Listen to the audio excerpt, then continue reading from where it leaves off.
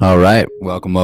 This is DB Talking Now, DB Talking Birds, DB Talking Philadelphia Eagles. First and foremost, happy Thursday, everybody. Sorry I have not been with you for a couple days. Just had some personal stuff I had to get into, but there's a few things I want to talk about today, and that is Kyle Pitts. I want to talk about him, Mac Jones. I want to talk a little bit about Mac Jones. Want to talk about a little bit about Brandon Graham, Kyle Rudolph, Zach Ertz, and a little bit of much more. But let's go ahead and talk about Kyle Pitts. So just recently, we got clips of Kyle Pitts working out, and he did the 10-yard splits, right, in about 1.3 to 1.5 seconds. And that's insane, guys. That's insane. That means he can get up the field for a first down in less than 2 seconds, in about 1.3 seconds. So, I mean, for any defensive back, that's going to be really tough. For any linebacker, it's going to be really tough to defend.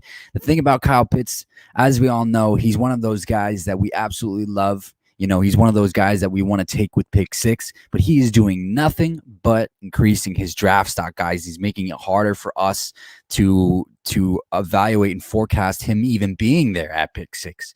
So, especially when you have teams like the Bengals who could go with him. You know, I was just recently listening to Colin Cowherd, and he had Daniel Jeremiah on his show, and they went through a little bit of a mock draft together. And Colin Cowherd, even though I think his picks were a little bit off the wall and off rocker a little bit, you know, he went with Kyle Pitts at number 2 for the Jets, you know, and obviously that's, you know, he basically predicted that they're going to stick with the Sam Darnold plan. They're sticking with Sam Darnold, and so they're just going to go ahead and get the guy a playmaker, one of the best playmakers in the draft. And then Daniel Jeremiah went ahead and confirmed that, you know, he could make the argument that Kyle Pitts is the second best wide receiver in this class, and that is the case. I mean, he runs routes better than most of these guys, and so Kyle Pitts. I mean, we've exhausted it to no end. Could be a phenomenal pick, would be a phenomenal pick for the Philadelphia Eagles, but he's doing nothing but increasing his draft stock, guys. And so at this point, it's starting to borderline on the verge and brink of falling to 6. Not he'll be there at 6, but if he'll be there at 6. And so that's a little bit of a scary thought. Moving on to Brandon Graham, I want to talk about Brandon Graham. Brandon Graham did you know, obviously we're very well aware of the situation with Brandon Graham. He has a high cap hit. Cutting him is not going to save us a lot of money. Trading him, it's not necessarily something we want to do. Is there a big trade market for him? Probably not a big one. There might be a bit of a trade market, but probably not a big one. But our best bet is to restructure the contract of Brandon Graham, and that is exactly what the reports are coming out of Bleacher Report. And so, according to Brandon Graham, he wants to stay in Philadelphia, doesn't want to leave, doesn't want to go anywhere else. So that is good news. You know, I don't want to get rid of Brandon Graham. I think a restructuring of the contract is much needed and very necessary, and is going to help us a lot, especially going into this offseason and for the years to come. Let's talk about Mac Jones. So I have an issue with this. Isn't necessarily me wanting to talk about Mac Jones. Isn't necessarily like me talking about Kyle Pitts. It's not. I'm not doing a prospect breakdown. I can talk about it a little bit. He could be a good quarterback. He's not going to be a first-round quarterback. I'll say that. You know, Patrick J and I talked about it a little bit when we were on here together, when we did our position by position prospect breakdown, and we did our mock drafts, and we did, you know, who we thought was going to go 1 through 10, and then we did 11 through 20, and then we did 21 through 32, and Mac Jones is just definitely not a guy that we see going in the first round. CBS Sports. I have a huge problem with CBS Sports. I don't know who their guy is, who's creating content for them, or who's coming up with mock drafts for them, but whoever it is, and I'm not trying to take personal shots, but he just doesn't, or he or she, and whoever it is, they're just not very well informed.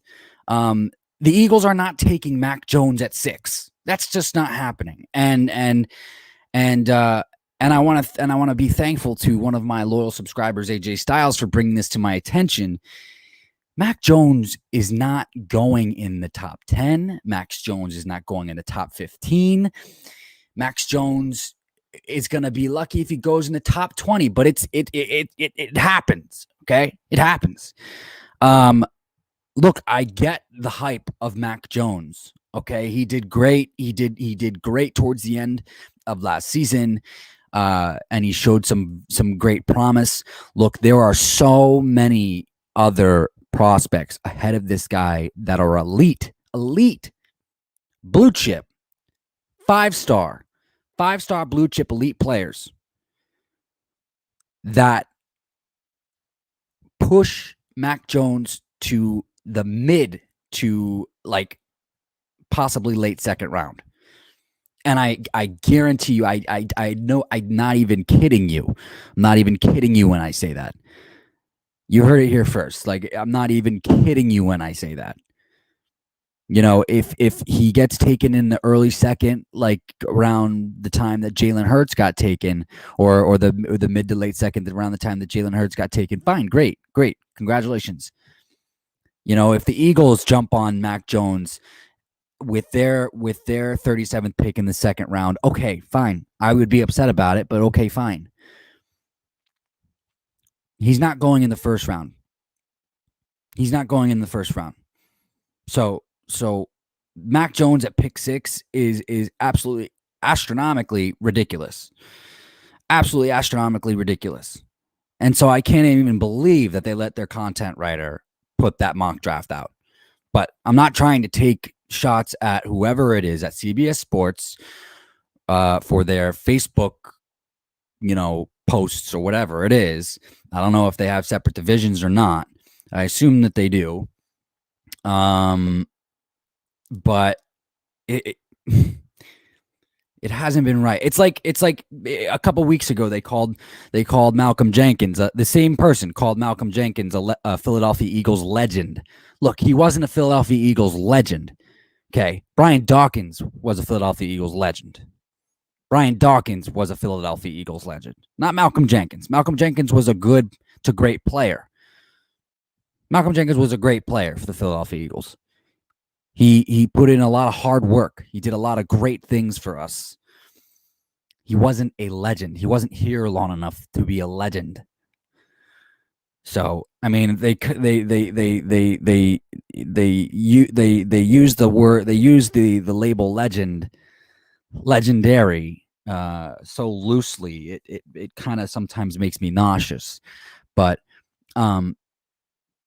yeah, I when I heard that CBS Sports had us taking Mac Jones at 6, I was like, are you absolutely out of your mind? How, in what world could that possibly be? Let's run through it. So we have the Jaguars at pick number 1, right? We have they're going to take Trevor Lawrence. We have the Jets at 2. Let's say they take a quarterback and it's Kyle Wilson. We have the Dolphins at 3. Let's say that they don't trade and then they take a playmaker for Tua. That's going to be Devontae Smith, let's say. And then you have the Falcons at 4. And let's say that they'd go ahead and take the heir apparent to Matt Ryan. That's going to be Justin Fields at that point. And then you have the Bengals at 5. And then they're going to either take another offensive tackle to help support Joe Burrow, or they're going to take a playmaker that Joe Burrow can grow with. And at that point, it's either going to be stalwart Penei Sewell, offensive tackle out of Oregon, or it's going to be Kyle Pitts out of Florida. Tight end Kyle Pitts out of Florida. And then who do you have left on the board at 6? You have Jamar Chase. You have all these, you have Micah Parsons, you have all these, and you have edge rushers. You could reach for an edge rusher there and it still would be a better pick. Like Trey Lance is still there and he would be the better quarterback pick before Mac Jones. So don't even start with me about Mac Jones at 6. Don't even. I'm telling you, like somebody needs to like give that guy a reality check or whoever it is, because it makes me nauseous. It makes me nauseous.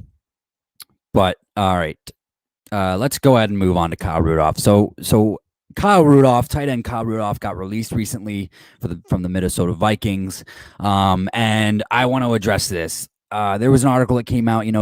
Should the Eagles worry about the trade value or the value for Zach Ertz because of the release of Kyle Rudolph? I understand where that report is coming from. I don't. It may a little bit. I don't think it's going to that much, though. He's a little bit longer in the tooth than Zach Ertz is. He's been in the league a little bit longer. So there's that. Zach Ertz is not falling off a cliff. Kyle Rudolph hasn't been as consistent as Zach Ertz. Facts. Zach Ertz didn't have a bad year, guys. He had 4 bad games and got hurt and then came back and then did okay. The offense did bad and Zach Ertz did bad. And in fact, I don't even look, the trade market for Zach Ertz has dwindled and quieted so much that I wonder if Nick Sirianni, our new head coach, went to Howie Roseman and said, let's try and keep this guy. We have to remember that too. Howie Roseman offered Zach Ertz a new contract, and he didn't take it. So there hasn't been any word on that. We trade Zach Ertz, we take another dead cap hit, just like we did with Carson, and it wouldn't make sense. It wouldn't make sense. So, does it affect his trade value? No, it doesn't. I think right now, I think people are valuing him at a late third, probably mid 4th round pick. And as unfortunate as that may sound, he's been in the league a little bit, and so that's just kind of the way that it's going. I mean, for tight ends, their teams are looking for younger guys, so they're not going to offer the first or the second, or the early thirds. If we're lucky, we'll get a mid to late third for Zach Ertz, but nothing higher than that. Nothing higher than that. But I think it's great news to hear that we are restructuring Brandon Graham's contract. I think that is the route to go, especially when we are in a stopgap period where we have to kind of find his heir apparent as well. We have to find all these heir apparents. Like Fletcher Cox's heir apparent is another one, despite the fact that Fletcher Cox is going to be back, there's no real question about it. We do have to kind of restructure his contract again because he's got a $23 million cap hit this year, and that's a big deal. And he's getting a little bit long in the tooth, like I talked about with Kyle Rudolph. And so, it's one of those things. Look, there was a report that was put out recently about within the last 24 to 48 hours about, is this the biggest rebuild in football, what the Philadelphia Eagles are going to? And AJ Styles, welcome, my man. Hey, happy Thursday, welcome. Yeah, I touched on Mac Jones already. Those guys at CBS Sports, whoever their guy is, I have nothing against CBS Sports, but he just doesn't know what he's talking about. Mac Jones at pick 6 makes no sense. And I'll go through it again just for you, AJ, but Jaguars at 1, Trevor Lawrence. 2, Jets. Let's just say they go with Zach Wilson. 3, Dolphins. Let's say they go with the playmaker. Let's say it's Devontae Smith. 4, Falcons. Let's say they go with the heir apparent to Matt Ryan and they take Justin Fields. 5, you got the Bengals. Let's say that they go with Penei Sewell. 6, who do you have on the board? You have Kyle Pitts. And you have Micah Parsons. And you have Jamar Chase. And you have Trey Lance, who's a better quarterback than Mac Jones. There's too many blue chip, 5-star, like top of the line players above Mac Jones for him to go in the first round. Plain and simple. But I touched on that. You can rewatch it though later if you want. But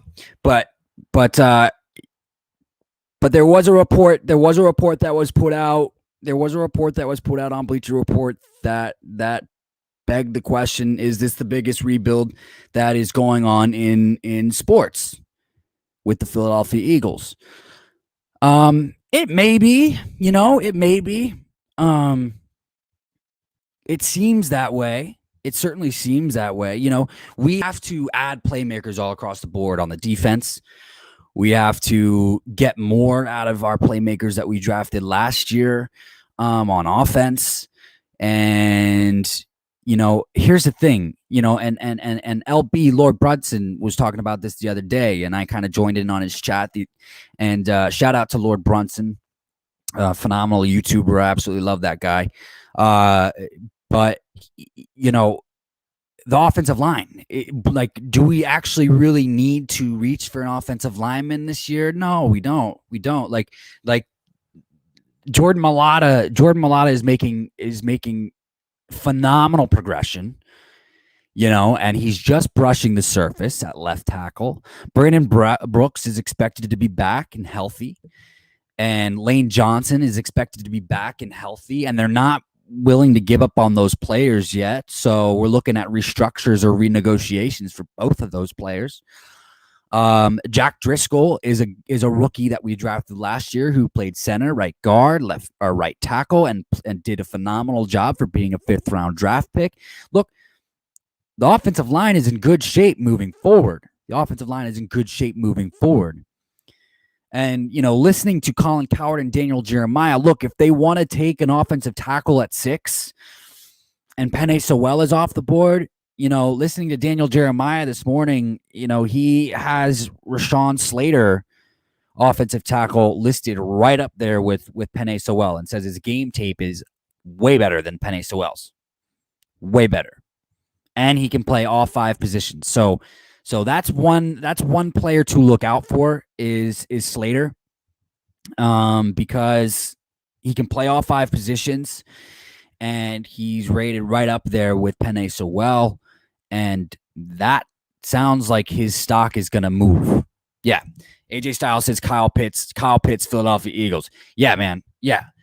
And my worry with him is this. Is that he just keeps doing things that keep increasing his draft stock, man. Like, it's been like, there's video of him doing the 10-yard split in about 1.3 seconds. That's insane. That's a first down in 1.3 seconds.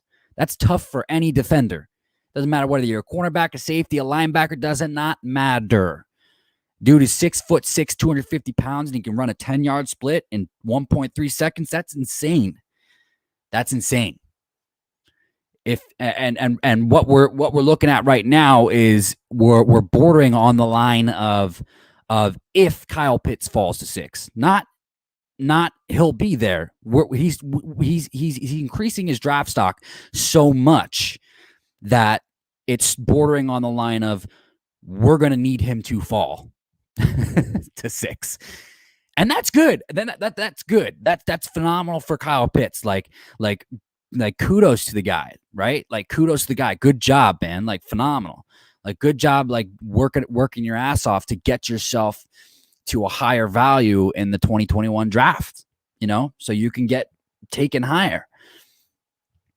But what does that do? Let's say, what does that do? If a team take Kyle Pitts above us, it pushes another player down, man. It pushes like a Penei Sewell down, or it pushes a quarterback down. I don't necessarily think we need quarterback, but or it pushes a possible other playmaker that maybe Miami will take. I think we're going to see some trades, though. That's the thing. I think we're going to see some trades too. So it really depends on how the board falls, AJ. It really depends on how the board falls. But as far as the Brandon Graham restructuring is concerned, I think that's another one of the first few shoes to drop. I think after that, we're going to be looking at a Lane Johnson restructuring. I think we're going to be looking at a Fletcher Cox renegotiation. You extend those guys for 2 years, man, you're saving you're saving about, $7 to $10 million. It's really in that range. So, and that's per player. There's 5 moves. I don't know if you saw this, AJ. I did a stream on this a few days ago. But there's 5 renegotiations they can do, contract renegotiations they could do, that can save us near $40 million of cap space. And I'm sure Howie Roseman already has his finger on the pulse of that one, because as AJ, you and I both know, Howie Roseman is, if he's good at anything, he's good at that. So that is facts. Factual. But we'll just have to see how these things pan out. I also want to touch on this too. Now, regarding Mac Jones, I don't want to just, do nothing but hate on Mac Jones.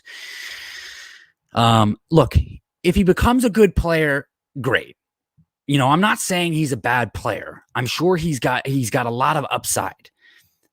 As I said, there's just so many blue chip talent, 4 or 5-star elite level players ahead of him that it pushes him down. It pushes him way down. It pushes him down to the second round, and it pushes him down to possibly, late, early, mid second round. Like honestly. And if I'm wrong, I'm wrong. Okay. If I'm wrong, I'm wrong. But that's it's true. It's true, because if you look at it this way, in the late first round, you're going to have guys like Rashawn, you're going to have guys like Gregory Rousseau, you're going to have guys like Kwity Paye that need to be taken off the board. You're going to have guys like Driscoll that need to be taken off the board. You're going to have guys like Christian Barmore that need to be taken off the board. You know what I mean? And so and you're going to have guys like J.C. Horn, cornerback J.C. Horn, who's rising up the board. And Asante Samuel Jr. is rising up the board too. So those guys can get taken in the first round. 4 corners can be taken in the first round. 4. And that is obviously Caleb Farley. That is obviously Patrick Surtain. That is J.C. Horn, and that is Asante Samuel Jr. And so, I don't see Mac Jones going before Trey Lance. The only way that I see that happening is if people like Mac Jones more than they like Trey Lance. And it's possible. It is possible. It's not impossible. It's possible. I certainly am not a huge fan of Trey Lance.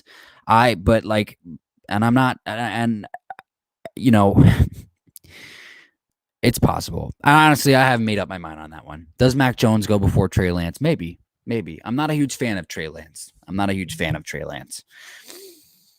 So, but there's that.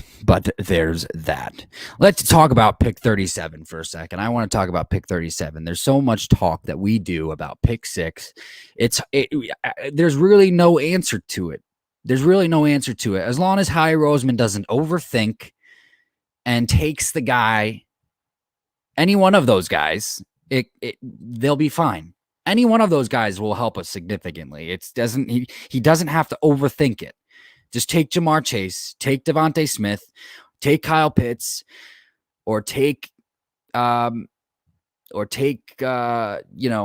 even take Jalen Waddle for all I care. Take Jalen Waddle. Go ahead. I wasn't on that train, AJ, but now I am. Sure. Look, if you're going to reach for a player, take Jalen Waddle at 6, because we're starting to see mock drafts where Jalen Waddle is going at 6, and I still don't get it, because he had an injury and it should push him down a little bit. I understand how talented he is, but just don't reach. Don't take, don't take Vera Tucker, right? Out of USC. Don't take him. Don't take the tackle out of Clemson, Cosme. Don't take him. Don't take Asante Samuel Jr. at pick 6. Don't do that. You know what I mean? And all of these things I wouldn't put past Howie Roseman, is my point. And that's why I say these things. I say these for precaution because of that one true worry that really does lead Eagles fans on the brink of high point anxiety. And anxiety is not a fun thing. I suffer from anxiety sometimes. It's not fun at all. But let's talk about pick 37. So pick 37, look, if Asante Samuel Jr. is still on the board, I mean, you gotta do it. You gotta do it. You really do. You really do. There's a possible shot that I call him Jock because that's his initials, JOK. Because I don't know how to pronounce his name. It's Jeremiah Onwu something. But he's phenomenal. He's listed as a safety linebacker hybrid. Patrick J and I talked about this a little bit. He would be a phenomenal player as well if he falls to 37. Dude, oh my God. Him being on the Philadelphia Eagles would be phenomenal. He would be a chess piece on the defense. You could move anywhere. He would be the Isaiah Simmons of the Philadelphia Eagles defense. And honestly, I think that we would probably use him better. He would fit the city of Philadelphia a bit better than he would Isaiah Simmons in Arizona. Just because, we're because we our history. I live in Arizona. I got to be careful. The Philadelphia Eagles history. The Philadelphia Eagles history has a history of tough, gritty defenses. You know what I mean? And so that's what we want. We want to bring that back to Philadelphia, and I think that he could bring it back. And then touching on I want to go back to this a little bit too. Just to wrap this thing up, AJ, I'm so glad that you joined today, but I want to wrap this thing up. And I definitely will be back on tomorrow for sure. So, but I want to go ahead and touch on the JJ Watt signing again, like I did a couple days ago. Hassan Reddick is going to be a free agent. Them bringing in JJ Watt shows signs of them possibly deciding to move on and let Hassan Reddick be a free agent. If the Philadelphia Eagles can somehow, if Howie Roseman can somehow find a way to get enough cap space to be able to sign Hassan Reddick, that would be a good move. That would be a good move. But obviously, as we both know, Philadelphia, as we both know, AJ, I've touched on this before. My main priority is Malik Hooker in free agency, safety Malik Hooker. But real quick, Kyle Trask and the Philadelphia Eagles. Kyle Trask is a possibility.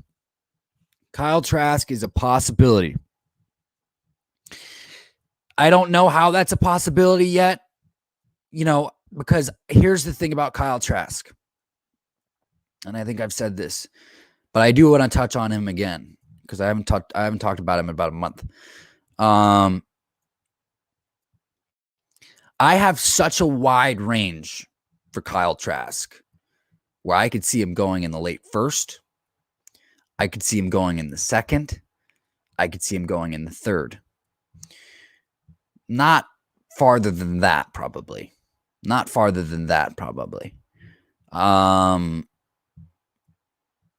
It's a crazy. See, here's the thing, and it's the same conversation with Mac Jones, right? Like it depends on what goes through the mind of an NFL GM on draft day or leading up to draft day. You know what I mean? Like, oh, we like this guy over that guy, or some people are gonna like Mac Jones over Justin Fields, and it's just gonna be a strange thought. You know what I mean? It's like Daniel Jones and Dwayne Haskins, right? Like, remember out of that draft, like Dwayne Haskins was supposed to be the guy, was rated over Daniel Jones. The Giants had the opportunity to draft Dwayne Haskins, but they drafted Daniel Jones, and everybody was like, "What? Why didn't you draft Dwayne Haskins?" Well, now Dwayne Haskins is somewhere. I don't remember where. I know he did get signed, but but Daniel Jones became the better of the two. You know what I mean? So it's one of those things. So Kyle Trask, look, I wouldn't take Kyle Trask in the second round. But here's the thing. Here's the thing about this. I love the potential of the Philadelphia Eagles grabbing Kyle Trask. Reason why I love the potential of the Philadelphia Eagles grabbing Kyle Trask is simply this. You know, obviously, like we all know, AJ is Brian Johnson, Kyle Trask's former offensive coordinator, is our QB's coach, and got a lot out of that Florida Gator offense. A lot. And that's why I love the opportunity to possibly take wide receiver Kadarius Toney at pick 37 too, or as well. Like that Florida Gator offense was phenomenal.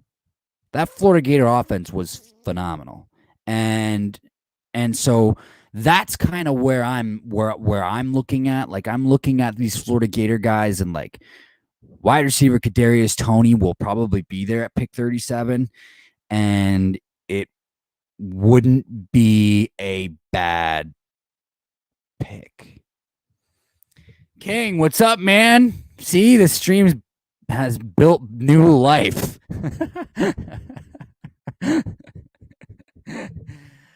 Russell Wilson trade. Yeah, the Russell Wilson trade.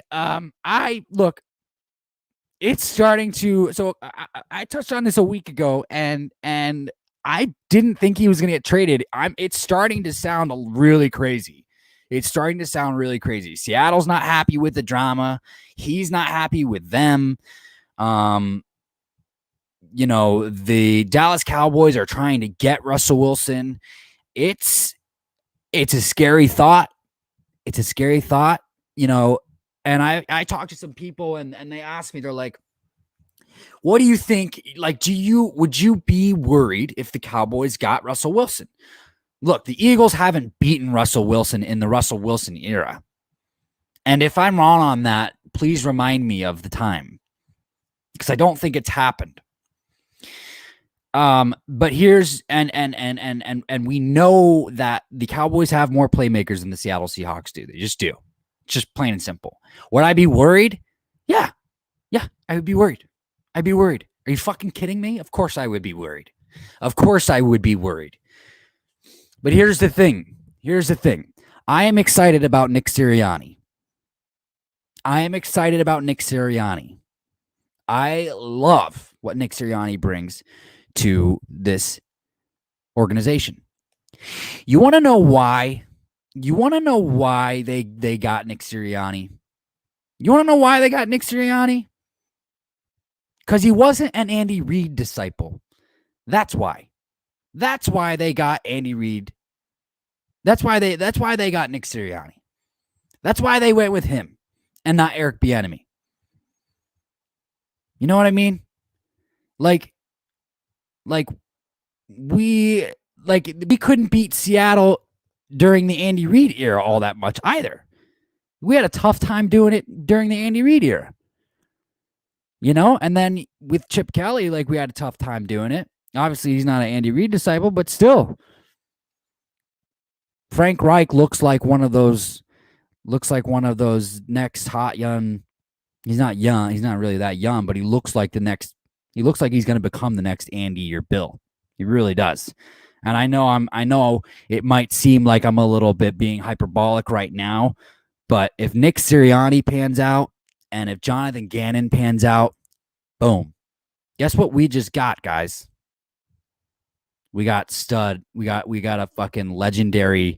We got a legendary beginning of a beautiful lineage. Is exactly what we got. That's exactly what we got. If this pans out, and that's why I'm cool. King says I'm cool as long as he doesn't go to the Cowgirls. Yeah, but the worry is that he will go to the Cowgirls. And the Cowgirls are going to go overpay for him too. And let's not try to be misogynistic. Let's come up with a different freaking nickname. And I'm not calling you misogynistic, so you're good. As much as I want to say it, I want to say it too, King. So It's all good. It's all good. Uh, the they're the worst fan base in the world. The worst fan base in the world.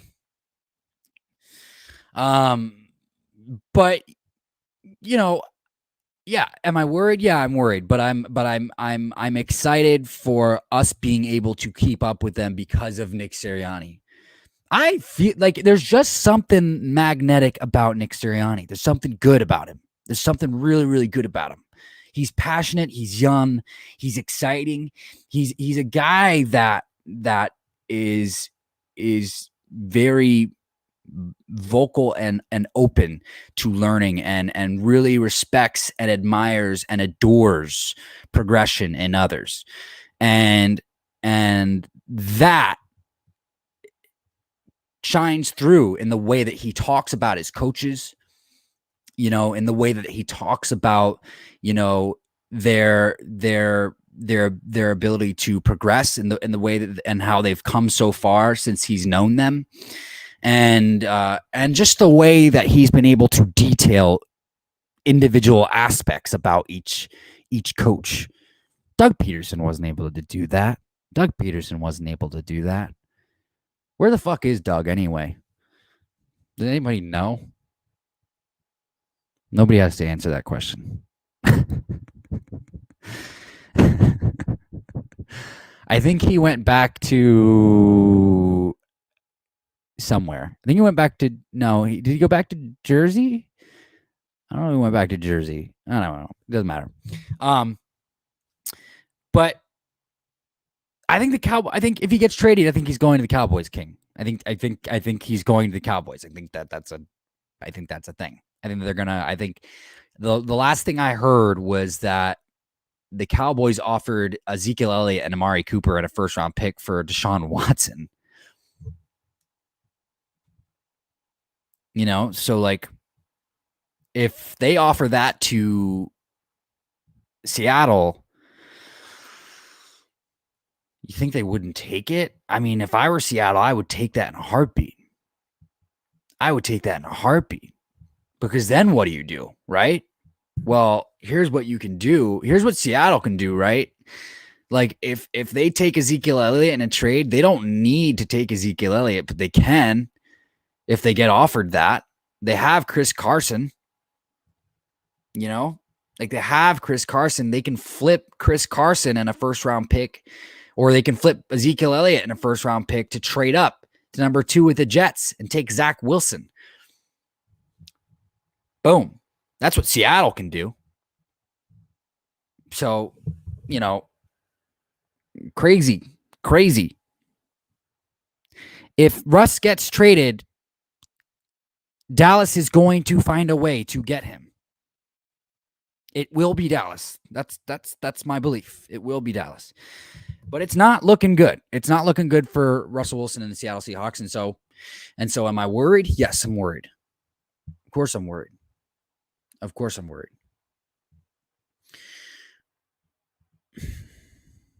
But I mean, we're not expected to be good this year. I'm expecting Jalen Hurts to be a lot better. One, because he'll have a full off season. He'll go into the season as the full-time starter. He's been doing phenomenal work, so far, as we all know. And so I expect Jalen to have to be better, to be a lot better. And that's saying a lot because Jalen was pretty darn good. Got to be honest. Jalen was pretty darn good. You know what I mean? But I want Kyle Pitts. Plain and simple. I want Kyle Pitts. And then I want, either Rashad Bateman or I want Kadarius Toney at pick 37. Get the dude 2 playmakers with the first 2 picks. Why don't you? Do it. Just do it. You know what I mean? It's like Ben Stiller from Starsky and Hutch. Do it. Put the money in the bag. Do it. It's that simple. It's that simple. Just get the dude playmakers because you don't know how Jalen Reagor is going to pan out. You just don't. You just don't. And John Hightower fell off the face of the planet. Quez Watkins is probably going to be better. I have a lot of faith in Quez Watkins, but Jalen Reagor is a question mark to me. John Hightower, I don't like that he fell off the face of the planet, but I was really excited about him in the beginning of the season. And a new kicker, AJ Styles says. Yeah, and a new kicker. I mean, we don't need to draft a kicker, though. King, I think you brought that up to me a few days ago. We don't need to draft the kicker. Oh no, King, you didn't bring that up to me. I was talking about that in the stream with Lord Brunson, actually. We don't need to draft a kicker. We're usually really, really good at finding cast-offs or undrafted kickers, and they pan out. Like Cody Parkey or Jake Elliott. Like, these guys were undrafted or cast-offs, and they just came in. You know what I mean? And so, like, I'm sure we'll be fine. With the kickers.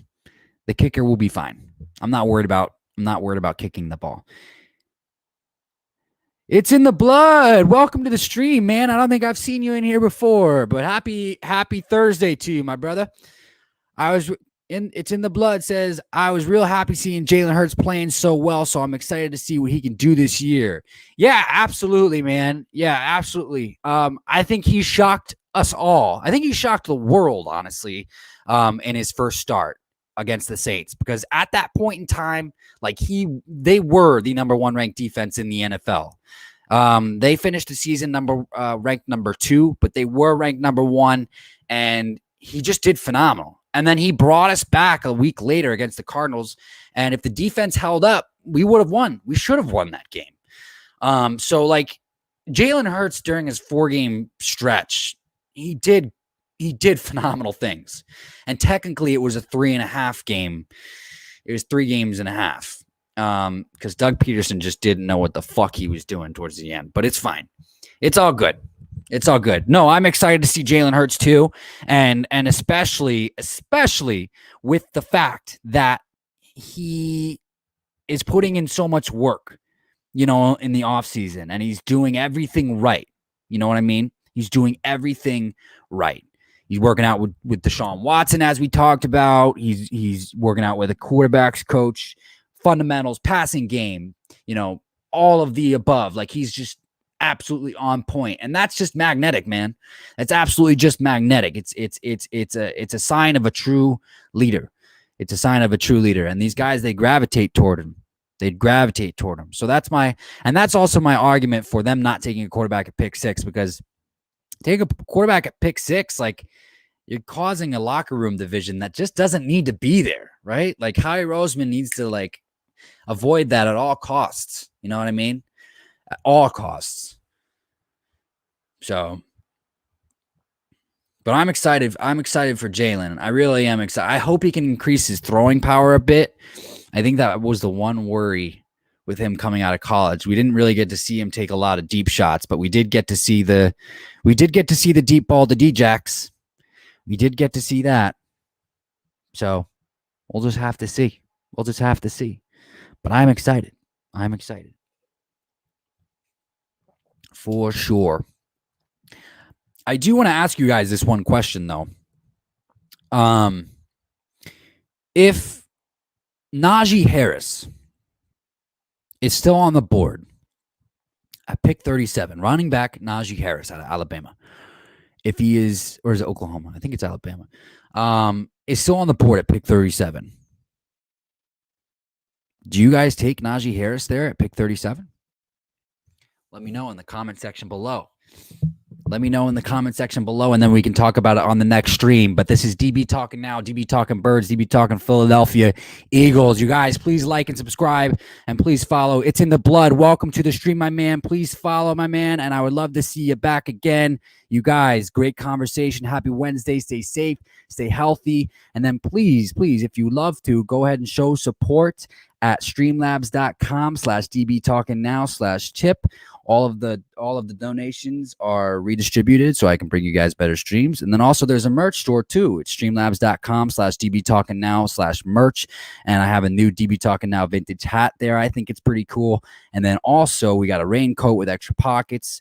And then we have long sleeve shirts, short sleeve shirts. We have tank tops. So if you like to work out, you can go ahead and rep DB Talking Now that way. Or if you like to work out at the gym, just make sure that you're wearing a face cover because we have a crazy little thing called COVID that you have to protect yourself from. So you guys have a beautiful, beautiful day, and stay safe and stay healthy.